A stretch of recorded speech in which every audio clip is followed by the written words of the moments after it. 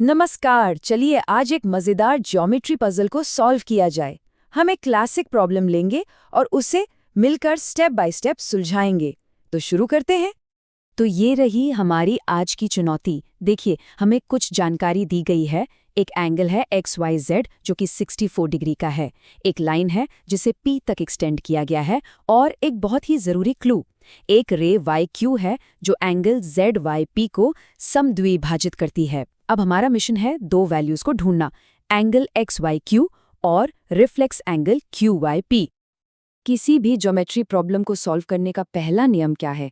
उसे सिर्फ पढ़ना नहीं है, उसे देखना है। तो चलिए इन शब्दों को एक तस्वीर में बदलते हैं और देखते हैं कि ये पहेली असल में दिखती कैसी है।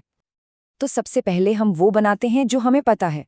हम अपना शुरुआती एंगल XYZ ड्रॉ करते हैं जिसका माप है 64 डिग्री। ये हमारी पहेली का बेस है। अच्छा, अब हम लाइन XY को आगे पॉइंट P तक बढ़ाते हैं। ये एक बहुत ही इंपॉर्टेंट स्टेप है क्योंकि ऐसा करने से हमें मिलती है एक सीधी लाइन PYX। और जैसा कि हम आगे देखेंगे, एक सीधी लाइन ज्योमेट्री में एक बहुत बड़ा सुराग होती है। और आखिर में हम अपने डायग्राम का आखिरी पीस जोड़ते हैं, रे YQ। सवाल में हमें बताया गया है कि ये रे एंगल ZYP को समद्विभाजित यानी बाइसेक्ट करती है। बस अब हमारी फिगर पूरी हो गई है और इसमें सारे सुराग मौजूद हैं। ठीक है, तो हमारी फिगर तैयार है। अब वक्त है इस पहेली को सॉल्व करने के लिए इसमें छिपे सुरागों का इस्तेमाल करने का। चलिए कैलकुलेशन शुरू करते हैं। तो पहला सवाल ये उठता है, हम उस बड़े अननोन एंगल ZYP की वैल्यू कैसे पता लगा सकते हैं? हमारी फिगर में ऐसा क्या है जो हमारी मदद कर सकता है? तो इसका जवाब है ना, एक बहुत ही सिंपल लेकिन पावरफुल आइडिया में छिपा है, जिसे हम कहते हैं रैखिक युग्म या लीनियर पेयर। अब ये ज्योमेट्री का एक गोल्डन रूल है। रूल क्या है कि जब भी दो एंगल्स मिलकर एक सीधी लाइन बनाते हैं तो उनका टोटल हमेशा 180 डिग्री होता है। बस यही नियम इस पजल को खोलने की पहली चाबी है। तो चलिए इस रूल को अप्लाई करते हैं।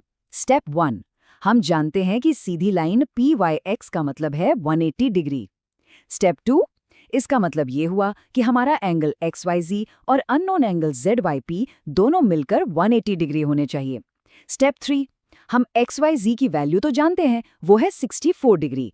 तो अब इक्वेशन बिल्कुल सीधी है, 180 में से 64 को माइनस कर दो। और ये रहा हमारा पहला रिजल्ट। एंगल ZYP की वैल्यू है 116 डिग्री। बहुत बढ़िया। अब याद है हमारी पहेली में एक और क्लू था, उस रे YQ के बारे में। चलिए अब उस दूसरे सुराग पर वापस आते हैं, रे YQ। हमें बताया गया था कि ये एंगल ZYP को समद्विभाजित करती है। इसका मतलब बहुत ही आसान है, ये हमारे 116 डिग्री वाले एंगल को ठीक आधे आधे दो बराबर हिस्सों में काटती है। तो सारी बात यह है कि अगर YQ 116 डिग्री के एंगल को बाइसेक्ट करती है तो हमें बस 116 को 2 से डिवाइड करना है। इससे हमें दोनों छोटे एंगल्स QYP और ZYQ की वैल्यू मिल जाती है, जो कि है 58 डिग्री ईच। कितना सिंपल था ये। बहुत बढ़िया, हमने सारी ज़रूरी वैल्यूज़ कैलकुलेट कर ली हैं। अब बस इन टुकड़ों को एक साथ जोड़ने और अपने ओरिजिनल सवालों के जवाब देने का टाइम है। पहला सवाल था, एंगल XYQ की वैल्यू क्या है? आइए अपनी फिगर पर एक और नज़र डालते हैं और पता लगाते हैं। अब अगर हम उस फिगर को देखें तो ये जो एंगल XYQ है वो असल में दो टुकड़ों को जोड़कर बना है। और मज़े की बात यह है कि हम दोनों टुकड़ों की वैल्यू जानते हैं। एक है हमारा ओरिजिनल 64 डिग्री वाला एंगल XYZ और दूसरा है वो जो हमने अभी अभी निकाला 58 डिग्री का एंगल ZYQ। तो बस जवाब के लिए हमें इन दोनों को सिंपली ऐड कर देना है। और हमारा पहला फाइनल आंसर है 122 डिग्रीज। चलिए अब पहेली के दूसरे और आखिरी हिस्से पर चलते हैं। हमें एंगल QYP का रिफ्लेक्स एंगल यानी प्रतिवर्ती कोण खोजना है। तो ये रिफ्लेक्स एंगल होता क्या है? सोचिए, ये किसी पॉइंट के चारों ओर का पूरा चक्कर है जो कि होता है 360 डिग्री का, जिसमें से हम छोटा वाला अंदरूनी एंगल माइनस कर देते हैं। ये बाहर वाला बड़ा एंगल है। हम पहले ही कैलकुलेट कर चुके हैं कि एंगल QYP 58 डिग्री है।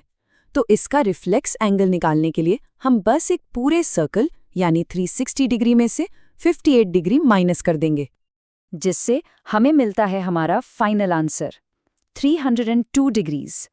और इसी के साथ हमने ये ज्योमेट्री पहेली सक्सेसफुली सॉल्व कर ली है। तो अगर हम देखें कि हमने क्या किया, हमने इस प्रॉब्लम को सॉल्व करने के लिए कुछ बहुत ही काम के ज्योमेट्री टूल्स का इस्तेमाल किया। इन्हें भविष्य की प्रॉब्लम्स के लिए अपनी टूल किट समझिए। तो आज हमारी ज्योमेट्री टूल किट में 3 पावरफुल टूल्स आए। पहला, सीधी लाइन का रूल जो हमेशा 180 डिग्री होता है। दूसरा, बाइसेक्टर की पावर जो किसी भी एंगल को आधा कर देती है। और तीसरा, रिफ्लेक्स एंगल का कॉन्सेप्ट जो 360 डिग्री के पूरे चक्कर से जुड़ा है। देखिए, बस इन्हीं 3 नियमों ने पूरी पहेली को सुलझा दिया। इससे एक बात तो साफ है कि कभी-कभी सबसे मुश्किल दिखने वाली प्रॉब्लम्स भी कुछ बहुत ही सिंपल बेसिक रूल्स से सॉल्व हो जाती हैं। तो अब सवाल ये है, इन रूल्स का इस्तेमाल अगली कौन सी चुनौती को हल करने के लिए किया जा सकता है? ये सोचने के लिए छोड़ता हूँ। सुनने के लिए शुक्रिया।